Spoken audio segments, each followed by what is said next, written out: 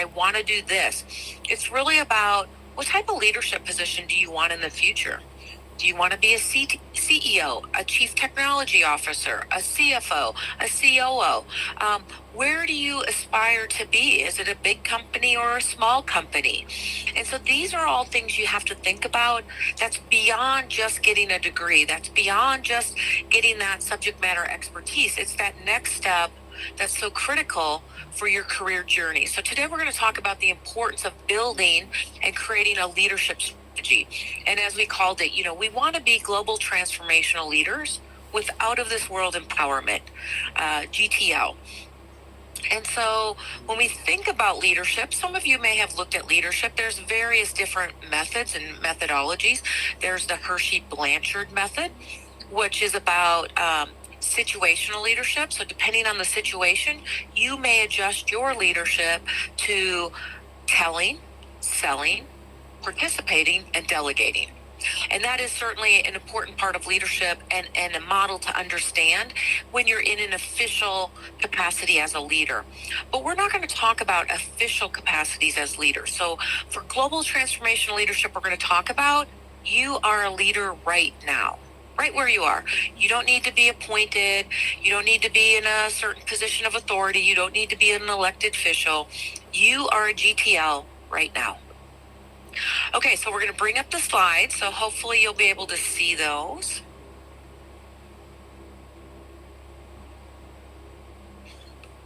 Okay, and I'm showing that I'm sharing slides with you. So again, we're going to talk about global transformational leadership with out of this world empowerment skills.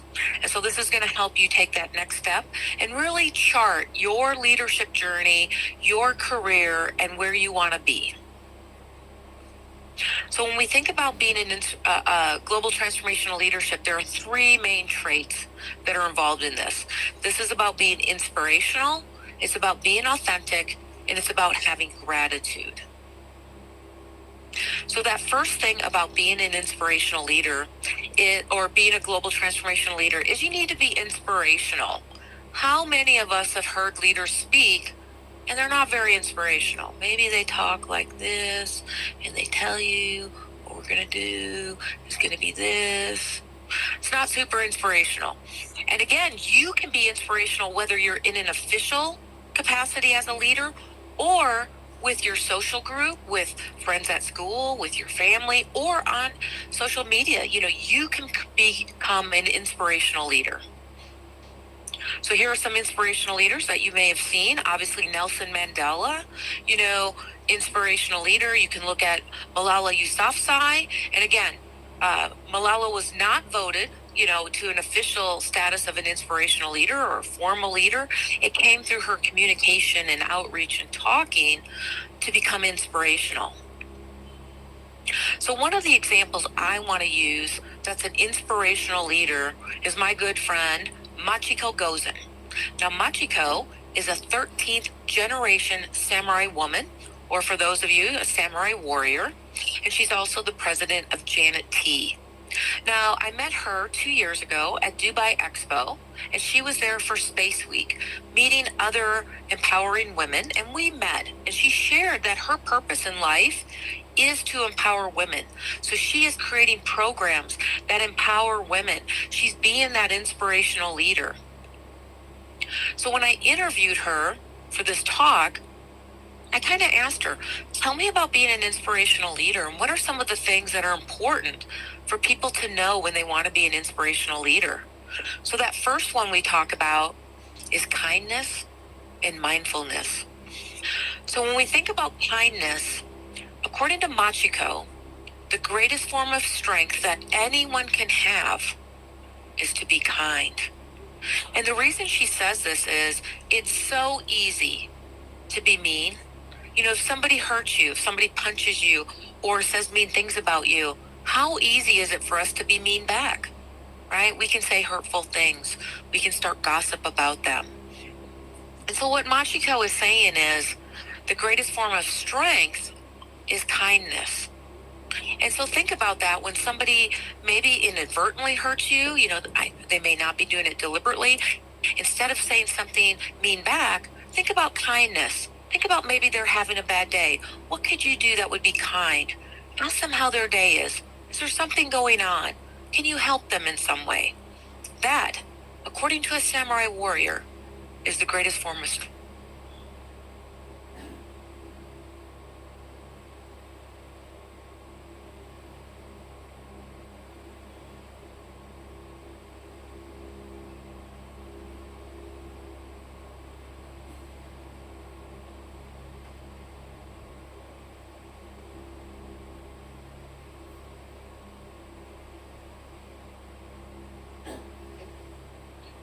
Shelly ma'am, you're on mute actually. We are unable to hear you.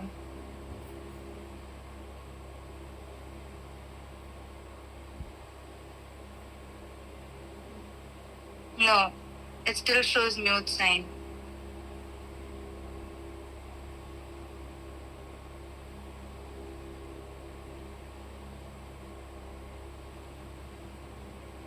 Huh. All right. Yeah. Can you hear me now? All right, we're back. See, it's the gremlins in the computer, right? Okay, we're going to go back to sharing again.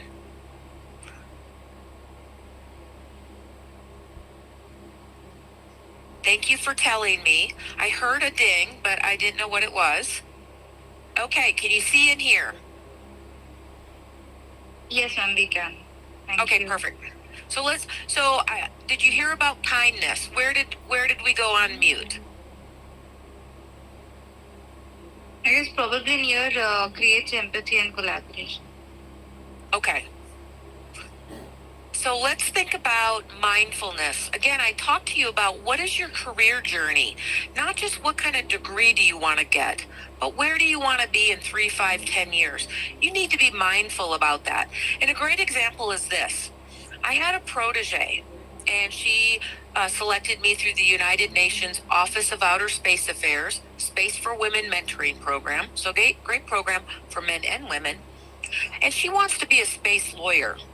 So when she asked me to be her mentor, I was like, why do you want me to be your mentor? Because you should have a space lawyer be your mentor. You want to be a space lawyer. And what she said is, it's really that you and I share the same values. You know, I care about wildlife and climate change. And she wanted a mentor that shared her same values beyond just the skill and the career she was selecting as a space lawyer.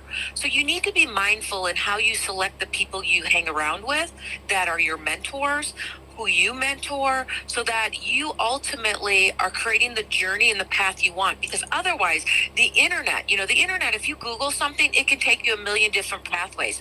If you're not mindful and laser focused on where you want to be and what you want to do, you could end up somewhere you don't want to be in 3, 5, 10 years. So I'm going to stop with that one on some lessons learned for Machiko. And I do a longer lesson learned where I go through all of these, but we have quite a few to get through today, and I want to leave time for Q&A. So we'll move on. Now, being that I'm a space person, I have to look at a space leader who's inspirational.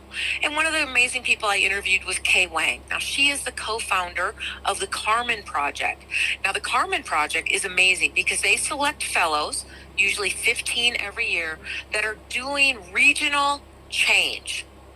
So if you are looking at doing regional change on a big scale, you can check out the Carmen Project. Look at what their requirements are. Maybe this is something for you to look at applying for. But what's so amazing about Kay and what she shared with me is that, inspirational leaders have to have a willingness to communicate. And we have to agree to disagree to solve problems.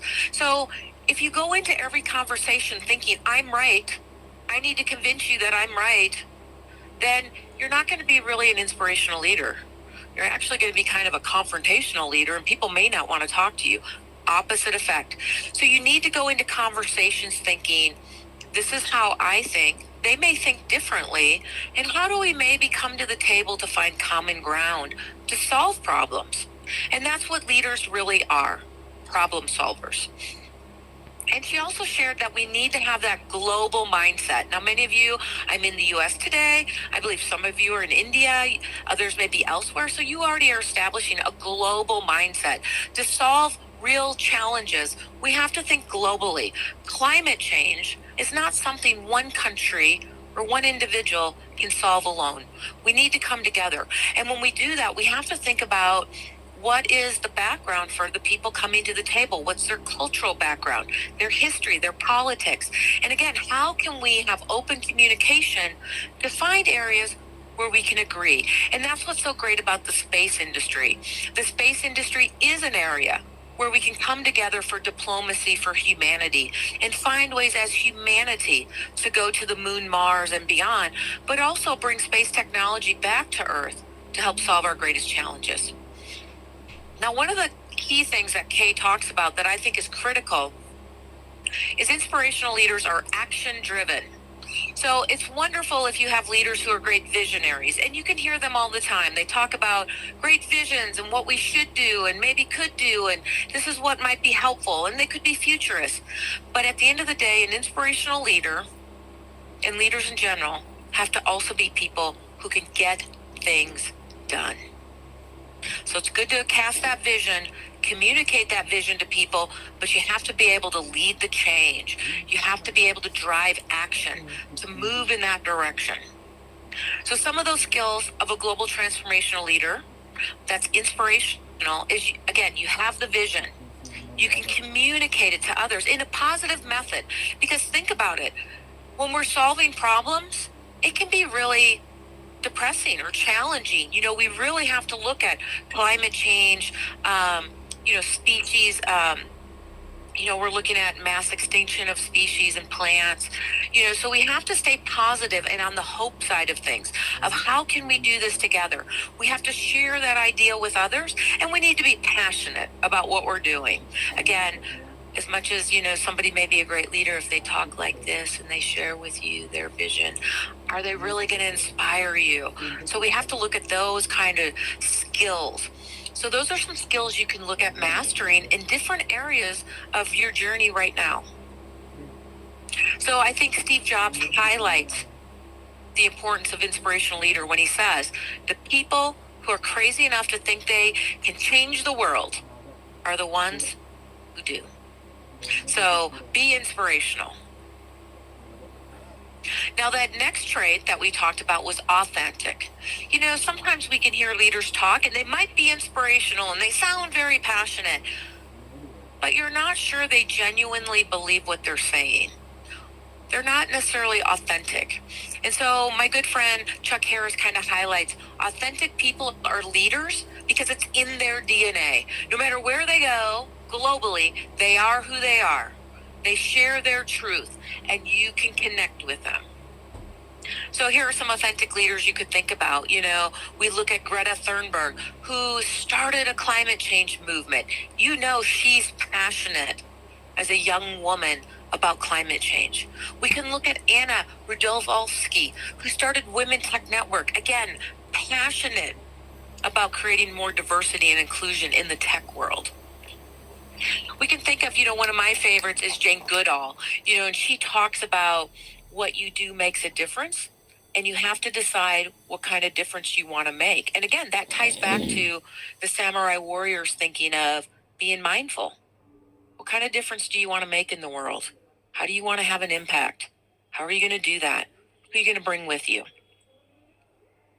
So as we think about authentic leadership, I wanted to highlight one of my good friends, Linda Mathis, who is the former CEO, American Red Cross, in the National Capital Region, which is the Washington, D.C. area here in the United States.